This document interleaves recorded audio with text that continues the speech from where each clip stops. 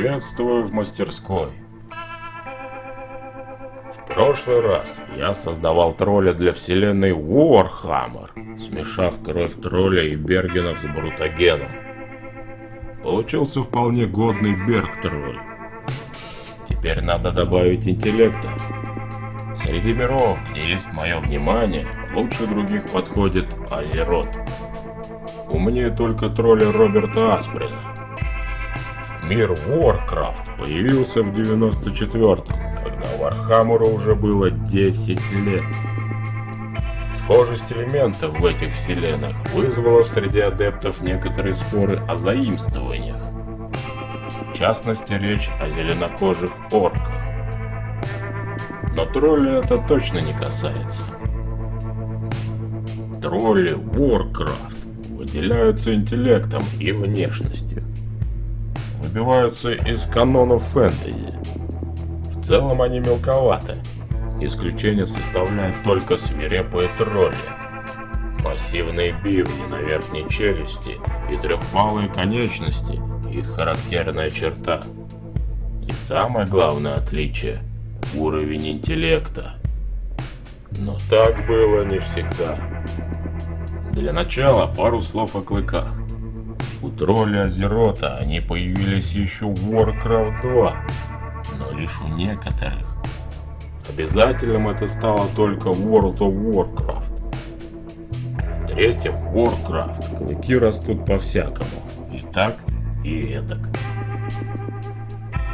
Большие клыки придают существу более агрессивный вид, усиливают животное начало.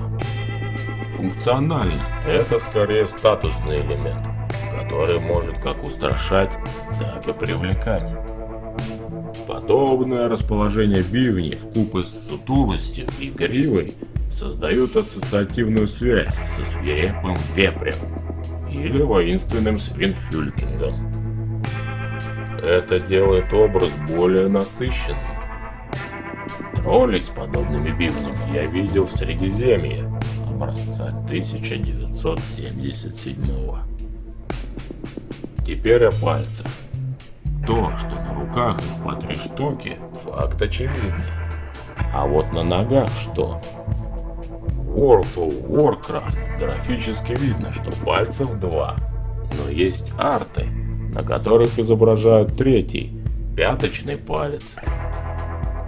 Бытует мнение, что задние пальцы – рудиментарные органы, атрофировавшиеся до такой степени, что им не было выделено полигонов. Даже в текстурах не обозначили. В третьем же Warcraft ноготь разглядеть можно, но ближе к первопредкам он вновь исчезает.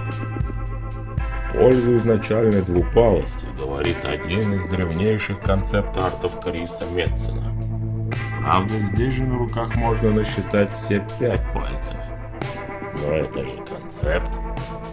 Кстати, и бивней тут нет. В итоге, почему же именно столько пальцев? На самом деле соотношение 3 к 2 вполне органично. Дело в том, что в мире людей мерой всему является сам человек.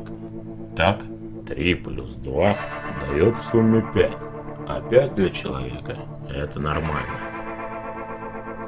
С самого начала тролли Warcraft отличались от прочих своим сравнительно малым ростом, в среднем 7 футов. Из того же концепта Метцена видно, что ребята изначально задуманы довольно шустрыми и ловкими. Это кардинально отличает их от привычного образа больших, тупых и неуклюжих троллей. Двупалость в таком случае можно объяснить функциональностью. Страус, например, быстро бегает.